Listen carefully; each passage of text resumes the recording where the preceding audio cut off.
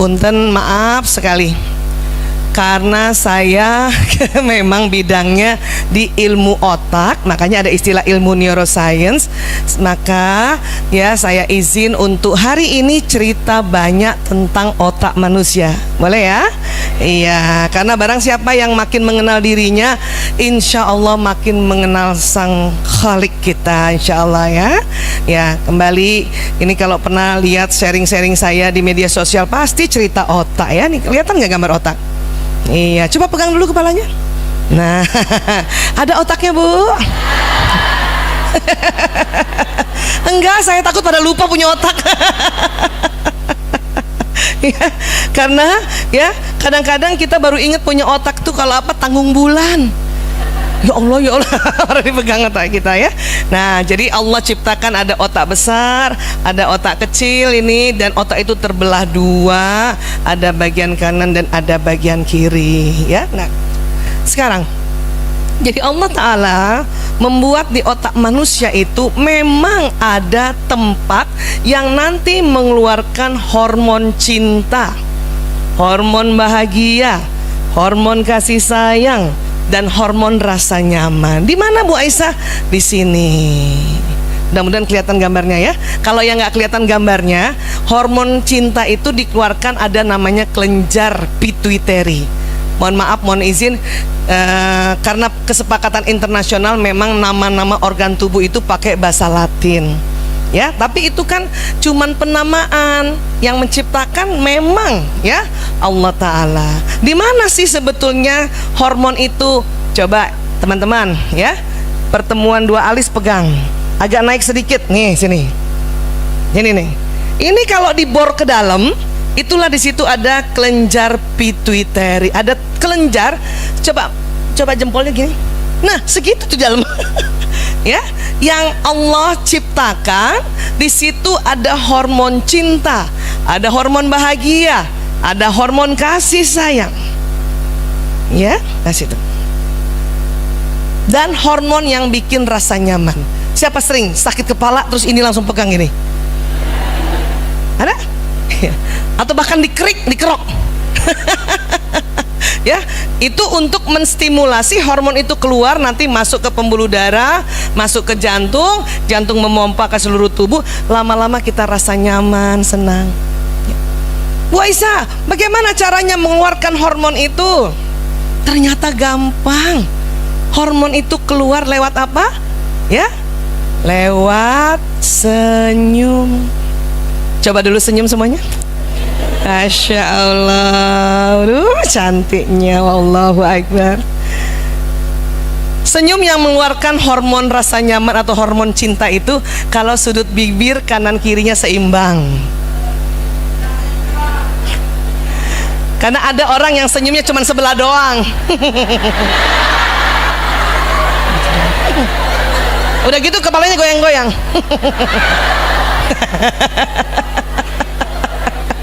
Ada nggak orang ngomong kalau ketawa gitu kan?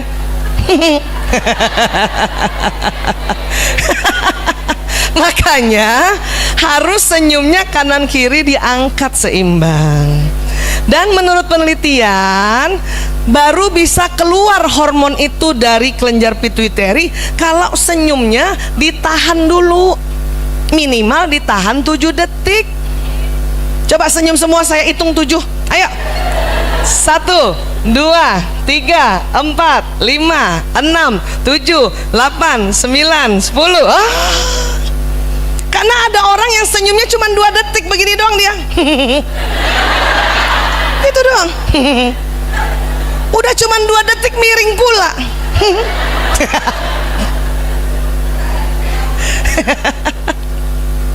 Itulah Rasulullah SAW bersabda, tabassumuka fi wajhi akhika sodako. Itu diteliti di Stanford University Amerika, bahwa kalau kita senyum ya tahan. Dan bedanya senyum ikhlas dengan tidak ikhlas, mata juga ikut ketawa, ikut senyum. Makanya orang yang senyumnya ikhlas, matanya juga itu agak keriput-keriput gitu. Makanya besok-besok kalau semakin keriput, nggak usah risau, berarti selama ini senyumnya ikhlas. Ya, kan ada tuh orang yang matanya nggak senyum, mukanya begini nih gayanya nih. Lain kan kalau kita memang senang senyum yang ikhlas itu, ya. Nah, setuju ya? Dan merawat cinta lewat senyum gampang. Ya. Suami datang, Assalamualaikum, Waalaikumsalam. Abi datang, cium tangan. Iya, iya nggak? Cuman kadang-kadang ibu-ibu suka kesel sama suami-suami. Kenapa? Kita senyum, dia nggak balas. Kenceng banget iyanya. Sama bu? Sama.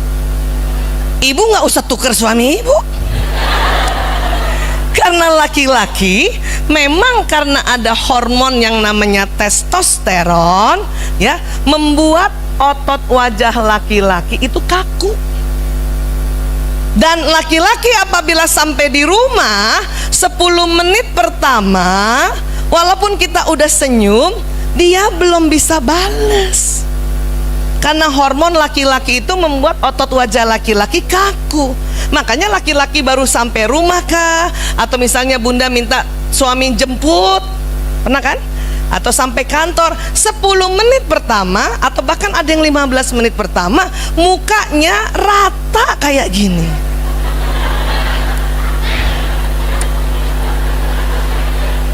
Tuh lihat, kelihatan nggak bu? Yang di luar kalau nggak kelihatan, bayangin aja muka suami yang rata. Rata ya? Iya. Bu Aisyah, masa dia nggak bisa balas senyum? Bisa, tapi tunggu 10 menit. Cuman kalau kita nggak belajar, kita nggak taklim, kita nggak punya ilmunya, maka suka kesel. Saya dulu begitu, ya. Karena ilmu ini baru diteliti dan baru disebarkan di Indonesia 2006. Sementara saya menikah 92.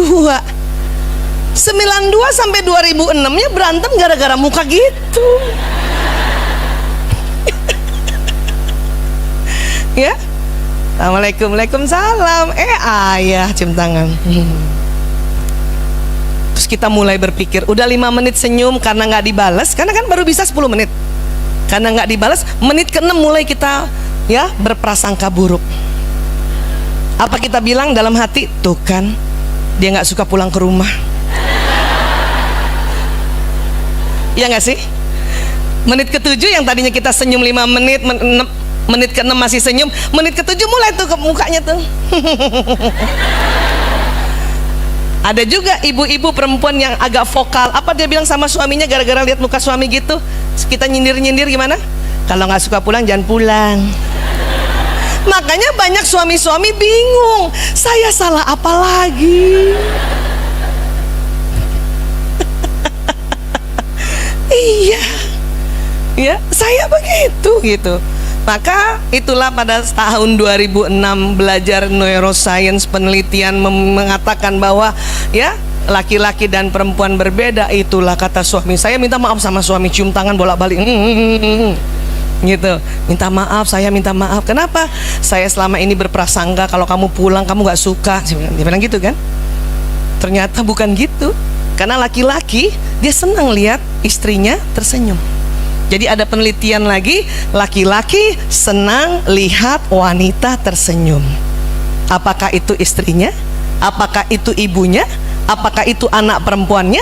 Apakah itu istri orang lain? Pokoknya wanita tersenyum. Makanya ibu jangan kalah sama tetangga. Kalau rumah deket-deket, kalau Jakarta kan gitu deket-deket ya, ada tetangga lagi nyapu, suami pulang. Baru pulang pak.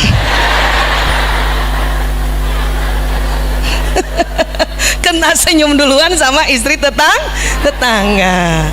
Walaupun jawabnya sama dia juga gitu, iya bu gitu. Ya, cilakanya pas di dalam, gara-gara kita nggak punya ilmu, awalnya kita senyum, para suami senang lihat istrinya senyum. Tapi menit ke-7 yang mukanya sebelah gitu, nggak jadi lagi saudara. Paham sampai sini? Iya. Dan ingat, karena memang laki-laki senang lihat wanita tersenyum dan bidadari di rumah adalah istri, maka senyum aja Bu, walaupun belum dibales. Cium tangan. Pas suami duduk, ambilin minum. Disuruh ambil kopi. Ya enggak, senyum aja, kan membahagiakan. Dan kita tahu kita senyum sama suami kok, iya kan? Iya. Bukan mereka nggak mau balas senyum, bukan. Mukanya emang rata. Dan dia senang. Sabar aja. Makanya kadang-kadang perempuan ada waktu-waktu yang susah senyum. Tahu? Kapan coba? 2 hari mau mens. Sama mens hari pertama sampai hari kelima. Ya Allah. Walaupun rajin taklim, susah kali tuh senyum. Allahu Akbar ya. Makanya saya dulu sebelum menopause kayak sekarang, itu selalu setiap moments, makanya Allah kasih petunjuk kayak kalau moments perempuan kasih jerawat besar kan. Nah, itu langsung bikin disclaimer. Ayah, aku kayaknya moments. Dia langsung aduh sakit kepala kan. Suami saya. Karena dia tahu pasti istrinya akan lebih cepat baper. Ya, walaupun dia tahu istrinya selalu belajar. Paham ya Bu? Iya. Makanya itulah Allah minta kita istirahat. Istirahat, makanya sholat sebagai ibadah wajib disuruh berhenti dulu. Saum berhenti dulu, maka istirahat Bu. Istirahat. Paham tentang ini ya? Dan tentu ditambah ilmu bahwa oh, laki-laki bukan tidak mau balas senyum, tetapi beginilah wajah laki-laki. Perempuan lain, perempuan juga karena hormon estrogen. Pernah dengar hormon estrogen? Hormon perempuan yang membuat otot wajah perempuan lentur. Perempuan 10 detik saja itu mukanya kalau ngomong sama temennya atau siapapun bisa berubah 6 kali.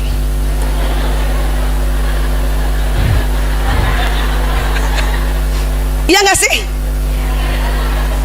Assalamualaikum, waalaikumsalam. Apa kabar? Baik. Tahu nggak? Apaan?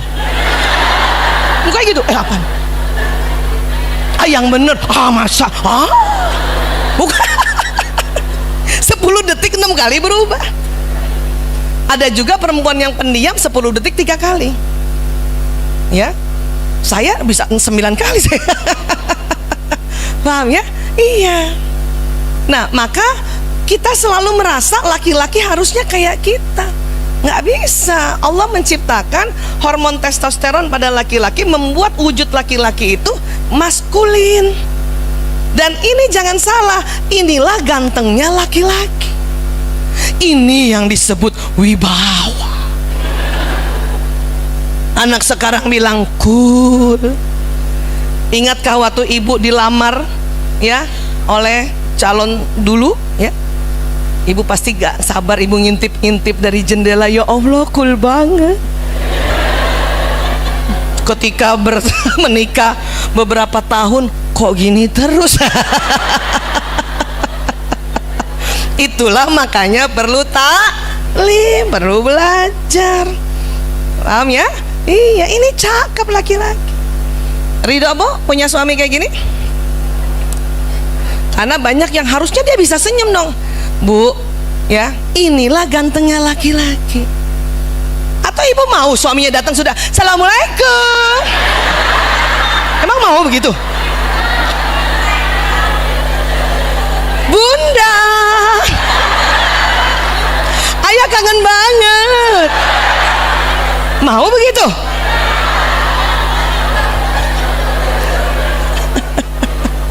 Ini saya kasih contoh karena kadang-kadang kita tanpa sadar berharap laki-laki kayak kita. Ibu pernah nggak dijemput suami? Ibu lagi taklim di sini, dijemput suami. Seneng nggak sih dijemput suami? Seneng, tapi nggak berapa lama kesel karena buka pintu dia mukanya begitu tadi rata. Saya aja kalau dijemput suami, saya kerja di rumah sakit, suami jemput, itu minta izin sama teman-teman sejawat, itu bahagia banget. Aku pulang duluan ya, suami aku jemput. Sampai di mobil kecewa. karena mukanya begitu. Ayah jemput. Dulu nggak ngerti, pas karena mukanya rata dalam terus ngomong tuh, besok-besok aku naik Grab aja. Karena merasa ya, menyangka bahwa laki-laki yang jadi suami nggak suka jemput kita, padahal suka, bahkan bergairah. Kan keren, Bu. Ibu mau pas masuk mobil suami langsung tara? Mau begitu? Jadi ridho ya? Terima ya? Begitu wajahnya ya? Perempuan memang mukanya Allah buat begini. Dan inilah juga cantiknya perempuan. Ibu, nggak enak punya temen perempuan mukanya rata. Jeng, apa kabar? Besok ada kajian.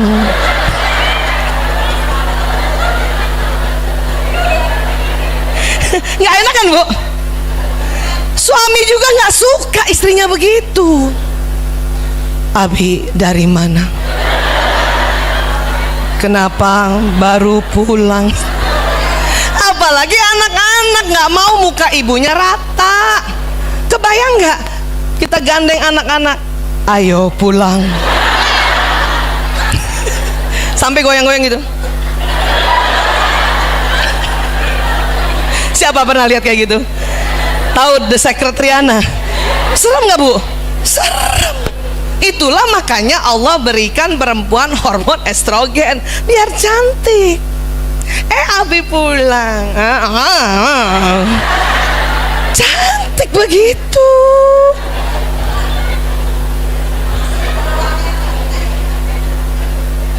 Paham ya, Bu? Terima ya? Iya. Masa sih Bu Aisyah suami-suami senang lihat istrinya? Senang, itu ada penelitiannya. Kenapa? Karena memang ada namanya di otak. Nih kita kembali bicara otak ya. Namanya hipotalamus nih. Di tengah juga. Ya, di tengah juga. Ya, di atasnya pituitary tadi. Hipotalamus. Tengah. Rupanya laki-laki ada hipotalamusnya, perempuan ada hipotalamusnya. Namun ternyata hipotalamus laki-laki 2,5 kali lebih lebar dibanding perempuan. Kalau ini hipotalamus laki-laki, perempuan itu cuman segini, kecil-kecil. Apa fungsi hipotalamus? Banyak. Tapi untuk perbedaan otak pria sama wanita itu nanti ada 4. Ya, saya sedang sosialisasikan ini. Mungkin sahabat-sahabat Filas sedang dengar saya cerita di media sosial apa, supaya kalau kita tahu ya, bertambah mengerti tentang hipotalamus, maka insya Allah kita bertambah ikhlas jadi seorang istri. Ya, Bu Aisyah suami saya udah nggak ada. Nggak apa-apa, Bu, ibu bisa ceritakan pada anak ibu yang perempuan atau kepada mantu perempuan. Paham ya? Iya. Apa fungsi hipotalamus? Fungsi pertama adalah pusat menjaga keamanan. Apa, Bu? Makanya secara fitrah laki-laki lebih jago menjaga keamanan dibanding perempuan. Apalagi kalau dia sudah besar. Jaga keamanan dirinya, jaga keamanan istrinya, jaga keamanan anaknya, jaga keamanan rumah, jaga keamanan ekonomi, jaga keamanan negara. Kalau misalnya suami ibu ada yang bekerja pada negara, ar-rijalu qawwamuna 'alan nisa, itu karena Allah ciptakan otak laki-laki lebih lebar hipotalamusnya. Laki-laki pelindung perempuan. Inilah laki-laki yang menjadi suami selalu ingin istrinya dia lindungi. Bahkan mereka bawah sadarnya kepengen istrinya ya tidak terlalu mandiri banget.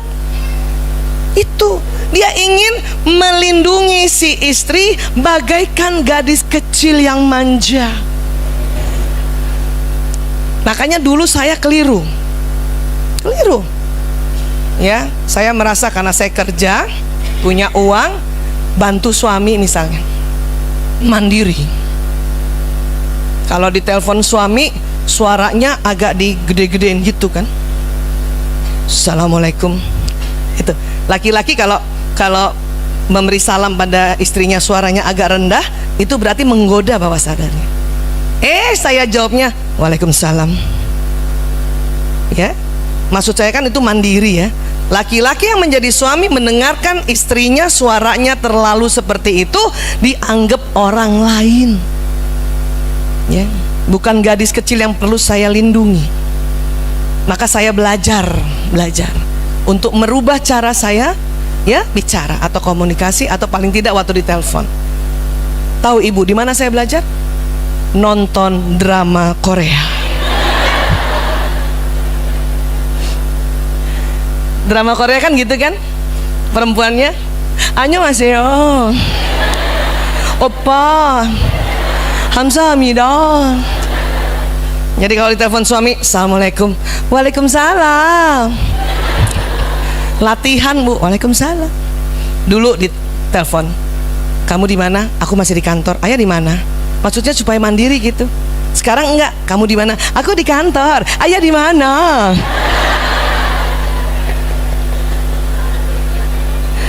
Betul bu, betul itu. Latihan.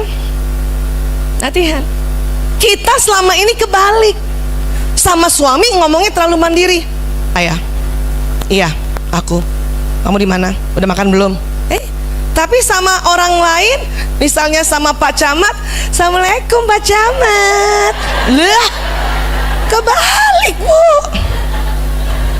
Justru kalau sama orang lain, siapa ada ibu-ibu yang masih bekerja di kantor, ya? Kalau kita punya mitra kerja laki-laki atau punya pimpinan laki-laki, mereka kalau mendengarkan mitra kerja perempuan, ya, suaranya terlalu melengking, dianggap ya tidak intelek. Makanya kalau di kantor, siap Pak, kami siapkan Pak, baik, gitu. Jangan kebalik, Bapak, rapat udah siap. Itu pimpinan yang laki-laki itu nggak suka itu, apalagi istrinya yang dengar. Karena itu haknya istri, paham ya? Jadi mulailah dibalik. Saya karena juga masih kerja di rumah sakit, ada mitra laki-laki, selalu belajar untuk wibawa. Caranya kalau ngomong dagunya ke bawah. Ya baik, bahkan nggak ngeliat. Ya baik, siap Pak, baik Pak, gitu. Pas suami telepon, ya, Waalaikumsalam. Ayah sebentar ya ayah. Gitu. Itu laki-laki selalu merasa aku dibutuhkan sebagai penjaga keamanan. Terus saya nggak pernah minta uang karena saya pikir saya punya gaji. Maksud saya nggak ngerepotin suami. Tapi laki-laki justru menganggap uang saya nggak dibutuhin istri. Bahkan saya dengar suami saya ngomong sama sahabatnya apa, duit gue mah nggak laku sama Aisyah, digituin saya. Saat itu sebelum 2006 tahun ini. Astagfirullah, saya dengar, saya dapat kabarnya dari teman-temannya suami. Kok gitu? Padahal kan aku niatnya bantuin dia, malah saya marah kan gitu. Setelah tahu 2006, oh astagfirullahaladzim.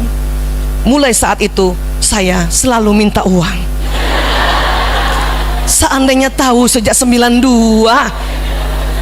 ngapain nggak minta uang?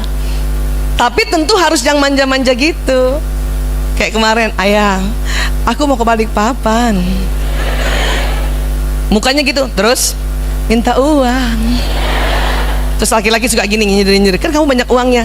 Ih tapi kan lain. Terus gini mukanya, berapa? 200. Ih 2 juta lah. Masa 200? 200 mah gue punya. 200.000 punya, 2 juta nggak punya. Paham bu? Mulai belajar kayak gitu. Siapa yang selama ini minta uang sama suami? Teruskan.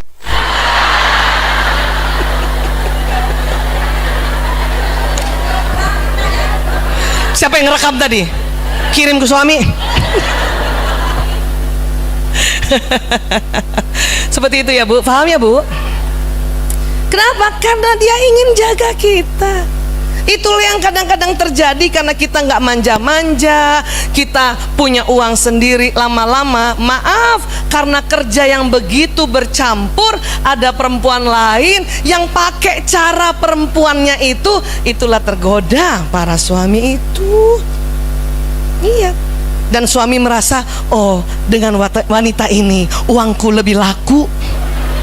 Nauzubillah min zalik. Makanya kita perlu berikhtiar untuk mengetahui otak laki-laki. Ada banyak orang bilang, Bu Aisyah mah belain bapak-bapak. Bukan belain, justru kita harus belajar otak laki-laki supaya kita tahu bagaimana strateginya.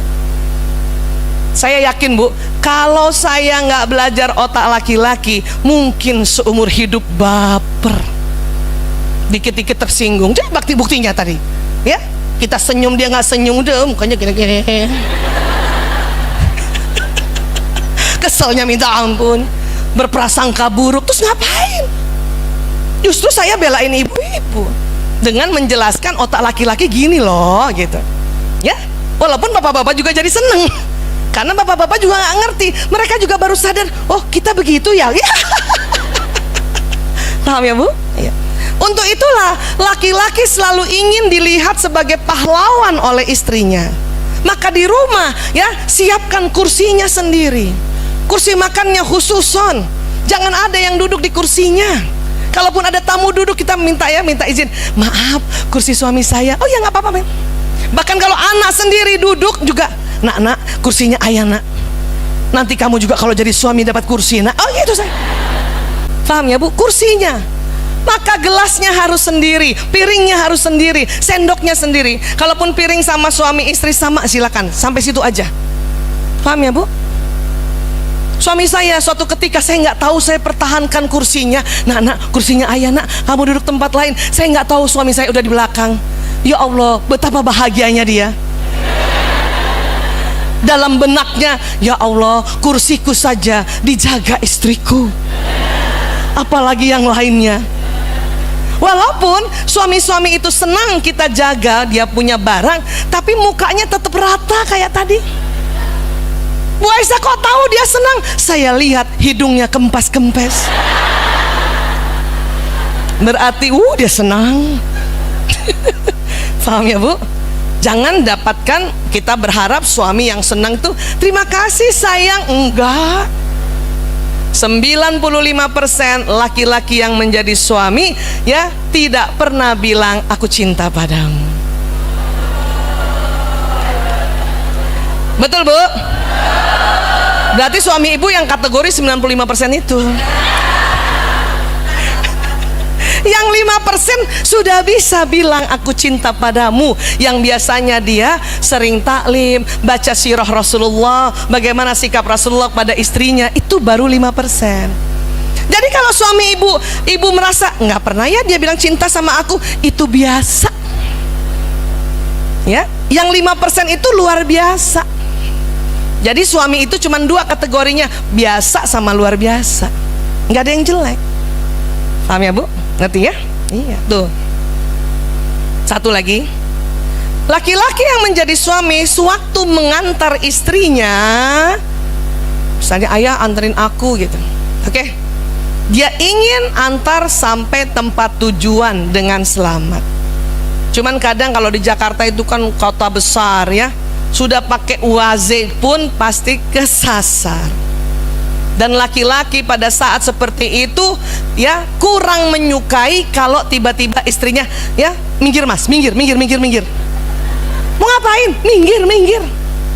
Pas minggir buka jendela, maaf, tanya sama orang lain, tanya sama tukang parkir, mas jalan Kamboja di mana? Kata tukang parkir, ibu lurus bundaran belok kanan. Ayah lurus bundaran belok kanan. Apa kata suami? Udah tahu. Siapa yang pernah begitu? Karena laki-laki, kalau kita bertanya sama orang lain, di dalam benaknya karena hipotalamus yang lebar itu, apa dia bilang? Oh, istriku lebih percaya laki-laki lain. Paham Ibu? Ya. Kalaupun ibu mau bantu tanya, minta izin dulu. Ya, aku bantu tanya ya. Nggak usah. Oke. Makanya kalau saya pagi-pagi ada kerjaan yang harus tepat waktu, lebih baik saya pergi sendiri. Takut durhaka. Paham ya Bu? Bahkan misalnya di rumah nih, ya kita lihat misalnya AC bocor, terus kita nggak ngomong sama suami, tiba-tiba kita karena mau cepat, ya mau inisiatif, terus kita bilang, besok saya panggil tukang AC. Apa kata laki-laki? Oh, dia minta tolong sama laki-laki lain. Itu. Kok dia nggak ngomong? Kata laki-laki, percuma ngomong, pasti nanti kita juga ngamuk. Habis sih, ayah nggak mulai. Padahal bawah sadarnya tersinggung. Paham ya Bu? Ibu pernah nggak suami ibu bawa mobil, lagi asik-asik jalan, tiba-tiba ada motor? Pernah? Terpaksa suami ngerem kan? Shit gitu. Banyak laki-laki mengumpat, bukan beristighfar, ya? Gak ada matanya tuh motor. Betul ya? Karena marah sama si yang punya motor itu. Dan lebih marah lagi kalau istrinya belain motor itu. Sabar ayah, mungkin dia nggak lihat, mungkin dia buru-buru. Tambah marah Bu, karena sesungguhnya dia berusaha lindungi kita, makanya dia dengan refleks. Saya dulu sering kayak gitu, berharap supaya suami nggak mengumpat. Strategi itu tambah marah dia. Harusnya kita berterima kasih sama dia karena dia bisa ngerem dengan baik. Kalau perlu jangan orang lain itu yang support suami. Gak ada matanya orang itu. Betul Mas, gak ada matanya orang itu.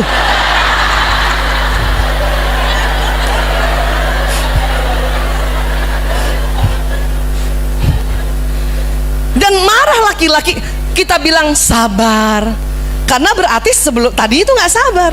Atau istighfar mas, marah dia. Lebih baik ibu aja yang istighfar, astagfirullahaladzim, astagfirullahaladzim, astagfirullahaladzim. Nanti istighfar kelima dia ngikut Bu. Fahami tentang laki-laki, karena berantemnya gara-gara itu. Yang tadinya mau jalan-jalan nggak jadi, malah dia balik pulang. Paham ya Bu? Itu saya rubah, itu strategi itu. Bahkan berterima kasih, terima kasih ya ayah, ya Allah, untung ayah refleks banget, masya Allah. Tapi hidungnya kempes-kempes. Asik kan? Yang tadinya nggak niat traktir makan, akhirnya dia mampir traktir makan. Karena bahagia dia disupport dan dianggap pahlawan oleh istrinya. Tuh.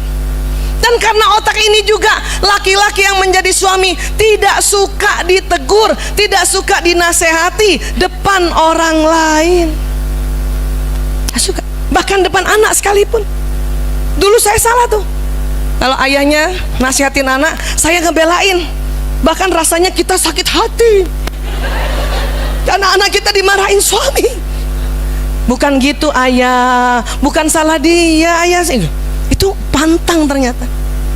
Setelah saya tahu, rubah lagi strategi. Ya, pas anak saya ditegur bapaknya, kalau nggak tahan pindah Bu, pindah ke dapur. Langsung doain. Karena pada saat kita intervensi, maka dia akan tambah marah yang dimarahin anak kita.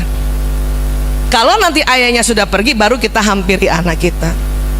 Ayah nggak ngerti sih ibu, aku kesel banget ayah kayak gitu.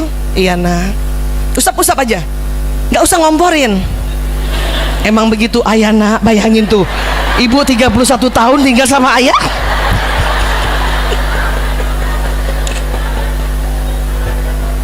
Usap-usap aja punggungnya anak, nggak usah ngomporin. Anak juga ngerti, berarti selama ini ibunya lebih menderita dari dia. Nggak usah ngomporin. Kalau nanti tiba-tiba suami datang tambah kesel ya udah usap-usap aja. Ayah nggak ngerti banget tuh. Iya anaknya, usap-usap. Paham ya Bu? Karena ini hipotalamus, dia ingin jaga kita. Bahkan ibu jangan terlalu kayak superwoman banget. Saya aja setelah tahu ini, kacamata saya patah aja, ayah, kacamata aku patah. Ingat, harus manja digabung itu Bu, ilmu ini. Ayah, HP aku. Padahal bisa aja kita suruh orang lain, tapi laki-laki merasa, oh, gadis kecilku membutuhkan aku. Ini yang sering dipakai punten oleh pelakor-pelakor di luar sana. Nah, kita harus itu yang kita lakukan gitu. Saya kan meriset juga selama 25 tahun ngurus narkoba. Di sisi lain juga mulai konseling perselingkuhan datang. Saya melihat, oh, ibu terlalu mandiri, atau ibu tadi ya tidak menempatkan bahwa di depan suami bahwa ibu tidak mampu gitu. Walaupun bisa aja orang pas dia nggak ada galon aja kita yang angkat. Ya nggak sih Bu? Kalaupun misalnya AC ibu mau panggil tukang, izin dulu, ayah, AC rusak. Ayah bisa betulin. Udah panggil tukang aja. Aku panggil tukang ya. Cie. Padahal iya dari tadi kayak. Mengerti tentang ini Bu? Paham? Dulu kita bilangnya laki-laki egois. Bukan egois. Allah menciptakan laki-laki menjaga kita. Bahkan anak laki-laki ibu. Siapa yang punya anak laki-laki? Ingat gak? Anak laki-laki sejak kecil dia jagain ibunya. Anak laki-laki tidak mau jagain bapaknya. Kenapa? Walaupun dia tidak belajar tentang ini, bawah sadar anak laki tahu, ngapain saya jaga bapaknya? Karena bapak juga punya hipotalamus yang lebar. Mending saya jaga ibu. Bayangkan saya punya anak laki 4. Pernah saya di rumah sakit dirawat. 4 anak saya jaga di pintu kamar. Setiap ada yang besuk sambil main. Om mau ngapain? Ibu aku tidur. Itu anak laki. Makanya itulah seorang bapak, dia jagain anak perempuan. Dia nggak jagain anak laki-laki karena saling mengetahui secara bawah sadar. Walaupun secara ilmiahnya dia nggak ngerti kenapa saya harus jagain anak perempuan, nggak usah anak laki. Secara ilmiah inilah yang didapat. Paham sampai sini? Oke. Apalagi Bu Aisyah? Rupanya hipotalamus pusat makan dan minum. Makanya perhatikan makan minum suami, makan minum anak laki. Bunda misalnya, aku nggak pintar masak. Saya itu, waduh, nggak pintar masak. Bukan nggak pintar masak. Tapi pastikan kalau laki-laki suami buka tudung saji ada makanan apa saja di situ. Cuman banyak ibu-ibu males Bu Aisyah, udah saya masakin nggak dimakan. Itu bukan urusan ibu. Ibu siapin aja. Dia makan nggak makan bukan urusan ibu. Dia nggak makan dan tidur, barulah kita masuk kulkas, sudah beres. Laki-laki begitu. Kenapa? Otaknya minta itu. Otaknya minta itu. Ya, walaupun misalnya kayak saya nih, saya selalu tanya sama mbak saya, bapak makanannya udah disiapin belum? Ya, minimal laki-laki kan suka cemilan tuh.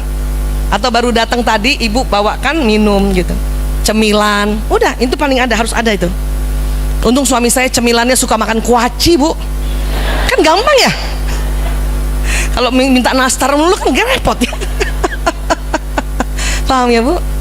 Bahkan kadang-kadang suami yang jadi ya, laki-laki yang menjadi suami suka ngetes kita. Kadang dia nggak ada minum, kita ada di situ, minta tolongnya sama Mbak Sarti minum. Dulu saya menganggap, kok nggak minta sama aku sih? Terus tersinggung, malah nggak mau ngambilin minum. Tambah salah. Ti minum, siap ayah. Gua Sarti deh. Ambilin minum. Gitu. Ya. Memang kayaknya terseret, tersayat-sayat. Tetapi itu kadang-kadang bawah sadarnya laki-laki mau ngetes kita. Ya. Makanya tadi digabung semua ilmunya. Pas datang 10 menit pertama mukanya rata.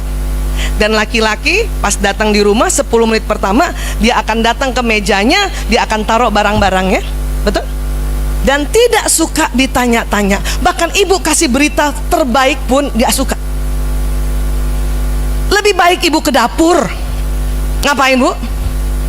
Bukan, lihat jam. 10 10 menit tuh jam berapa lagi? Tunggu kode. Biasanya laki-laki di atas 10 menit dia panggil istrinya. Ya, suami saya pasti panggil, Bu Isa, saya di dapur. Waktunya bicara. Ya. Tapi dulu saya salah. Karena merasa dia nggak butuh aku. Sebelum 10 menit saya masuk kamar. Padahal pas baru 10 menit baru dia butuh kita, manggil kita udah nggak ada. Muncul Mbak Sarti lagi. Paham Ibu? Saya cerita ini, sharing ini karena saya melihat bahwa dulu kita keliru karena kita pakai otak kita. Makanya saya bersyukur ditemukan ya jurnal-jurnal penelitian. Itulah saya rubah, sudah minta maaf rubah, dan alhamdulillah ya Allah, itu suami semakin mengerti kita walaupun dia nggak pernah taklim gitu. Bahkan suami saya yang bilang, coba kamu sebarkan pada ibu-ibu seluruh Indonesia. Kenapa sih? Ya supaya ibu-ibu nggak baper gitu. Restunya suami saya. Itulah makanya kemana-mana saya cerita, walaupun nanti topiknya beda-beda. Kayak tadi pagi juga topiknya beda, besok juga topiknya beda. Tetapi ya hari ini paling asik. Saya senang sekali cerita otak pria wanita ya. Saya aja sering banget lihat YouTube saya sendiri, Bu. Terus anak saya bilang, pasti lagi kesel sama ayah ya, untuk mengingatkan kembali. Ya, kadang saya ketawa. Pernah tuh dia datang mukanya rata gitu, saya ngambek kesel. Ya, terus saya duduk tarik nafas istighfar, inget lagi, terus saya ketawa sendiri. Suami saya begini, kenapa ketawa? Ya, inget makalah kamu ya. Saya bilang iya, halaman 3. Paham Bu? Karena ilmu harus diulang-ulang supaya menjadi otomatis perilaku kita. Ya, pusat makan minum. Siapa punya anak laki-laki? Pantang nasihati anak laki-laki dikala dia lapar. Ibu kalau mau nasihati anak laki paling gampang, ajak makan, pertengahan makan ibu nasihati, dan tidak di depan orang lain. Itu laki-laki. Bahkan mengerjakan PR pun anak laki ya, tinggal satu nomor, tiba-tiba dia bilang, Bunda aku lapar. Lebih baik kasih makan dulu Bu. Karena perempuan ibu-ibu ini nggak bisa ngerasain laparnya laki-laki, karena pusat makan kita kecil. Makanya kita ngeyel, satu lagi nak, satu lagi nomor, satu lagi ya. Baru nanti satu lagi, baru kita makan ya. Anak laki-laki kalau bilang aku lapar, itu berarti sudah setengah jam laparnya Bu. Makanya kadang dia ngamuk. Mending makan, ayo kita makan ya. Nanti abis makan, selesainya itu dengan gesenong dia. Yeay gitu. Sehingga besok-besok pada saat mengerjakan ya PR, dia tidak trauma lagi. Karena anak laki-laki pasti ngerjain PR dan dia lapar, dia trauma, ibunya nggak mau kasih makan, harus ngerjain PR. Makanya dia males banget. Ngamuk lagi anak laki-laki. Ya, bisa sampai sini ya? Alhamdulillah. Apalagi ya, jadi ini pusat makan minum di seluruh dunia. Memang laki-laki seperti itu karena memang settingan otaknya. Ya. Apalagi pusat tidur. Maka jangan heran ibu lagi ngobrol-ngobrol di tempat tidur, belum selesai ibu cerita, suami ibu tidur. Itu bukan karena nggak suka sama ibu, pusat tidurnya lebih lebar. Dan dekat di dalam pusat tidur itu bersamaan dengan pusat menjaga keamanan ekonomi. Berarti dia udah penat sekali, udah capek tidur. Dulu saya kesel tuh kan, ya, udah jarang ngomong, aku cerita dia tidur, marah. Sekarang saya nggak gitu caranya. Dulu keliru, pas suami di tempat tidur, saya keliru caranya, strateginya salah. Biasalah perempuan agak makeup sedikit, ngerapiin makeup segala, itu makan waktu 15 menit. Kan rugi dia 15 menit kita tinggalin. Makanya biasanya sekarang saya itu, kalau dia udah di tempat tidur saya langsung ya, nanti aja bersihin makeup. Ngomong, jadi lumayan kan? 15 menit, setengah jam, disitulah saya ngomong. Walaupun suami akan lihat laptop, HP. Kok dia nggak liatin kita Bu Aisyah? Karena otak laki-laki lebih kuat lihat benda daripada lihat wajah. Itu otak laki-laki. Kenapa Bu Aisyah? Mata laki-laki itu lebih kuat lihat benda. Kenapa? Ini loh putih-putih mata ini Bu. Ya, yang putih-putihnya lebih lebar putih-putih mata perempuan. Namanya sklera. Kalau perempuan ngomong kuat lihat wajah. Laki-laki kalau diajak ngomong cuman 5 detik kuatnya lihat wajah. Makanya kalau ibu ngomong sama suami dan ibu liatin terus mukanya, ayah tahu nggak? Uang sekolah itu cuma 5 detik langsung lihat tembok Bu. Lihat HP. Ya, makanya dia sambil ngomong lewat HP. Dan nggak usah merasa dia lihat HP lagi lihat HP Bu. Nggak usah. Ya, nggak usah. Paham tentang ini Bu? Makanya saya kadang-kadang dulu tersinggung tuh, suami saya habis sholat subuh dia lebih senang lihat motornya daripada lihat wajah istrinya. Dulu tersinggung dulu, ya. Makanya sekarang pernah tuh suami saya lagi pegang laptop, ya mungkin pernah dengar ceritanya, udah dandan, maklum perempuan kan, ayah, aku udah cantik belum? Suami saya begini, iya cantik. Terus saya kan marah, yang bener udah cantik belum? Tambah marah dia, iya cantik, kenapa sih? Karena saya tahu bahwa laki-laki lebih senang lihat benda, dan sekarang memang era gadget, era gawai, maka saya rubah strategi. Kalau saya mau tanya saya sudah cantik apa enggak, sudah rapi, foto selfie kirim ke HP-nya. Ayah, aku udah cantik belum? Suami saya lebih senang lihat muka saya di HP-nya daripada lihat langsung. Buktinya apa dia senang lihat muka saya? Foto saya dia zoom. Saya pernah dapati foto saya di zoom, bahagia banget. Ya Allah, di zoom.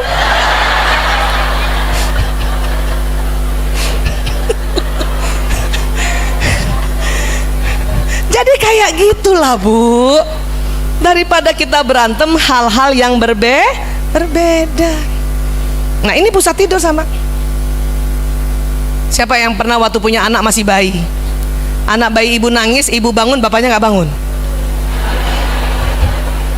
Itu bukan karena dia tidak mau bangun. Laki-laki pada saat tidur, listrik otaknya 70% mati. Kalau perempuan saat tidur 90% listrik otaknya nyala. Makanya ibu-ibu tidur pun ibu dengar anak nangis, ibu dengar suami ngorok, ibu dengar ada yang ketok pintu. Itulah tidurnya perempuan. Banyak perempuan-perempuan bilang sama saya, Bu Aisyah, saya nggak bisa tidur, saya kurang tidur. Kenapa Bu? Setiap saya tidur tuh nggak lelap gitu, selalu dengar. Begitulah perempuan tidur.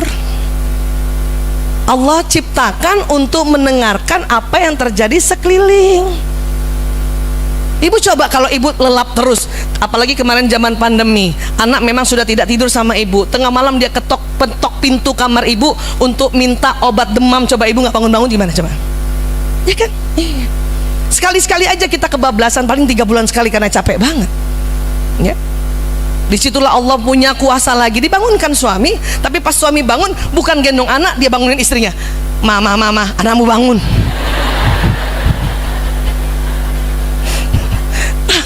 Ngerti Bu tentang ini Bu? Jadi jangan lagi cemburu. Kadang kita Allah kasih itu untuk bisa nyelamatin anak, cuman karena kita cemburu sambil gendong anak liatin bapaknya nggak bangun. Nggak bangun nih. Itu yang bikin capek. Itu yang bikin capek. Dan karena laki-laki memang senang tidur, maka perhatikan tempat tidur harus rapi. Nggak usah mewah, rapi, wangi, bersih. Makanya biasanya saya semprot itu wangi. Dan ibu yang jadi kita nih, istri yang jadi teman tidur, itu pun juga harus bersih, rapi, wangi, glowing. Bibir jangan pucat-pucat amat.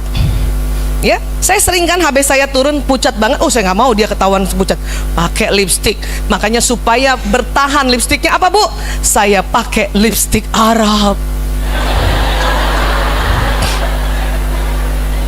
Yang hijau itu dia tahan lama. Kalau lipstik biasa nempel di tempat tidur. Lipstik Arab yang nggak wangi Bu, pakai gitu. Ya, tetap rawat wajah, glowing. supaya kalau tengah malam suami bangun dia lihat istrinya glowing dan merekah bibirnya, walaupun istrinya tidur agak nganga-nganga dikit tapi bibirnya merekah, Masya Allah.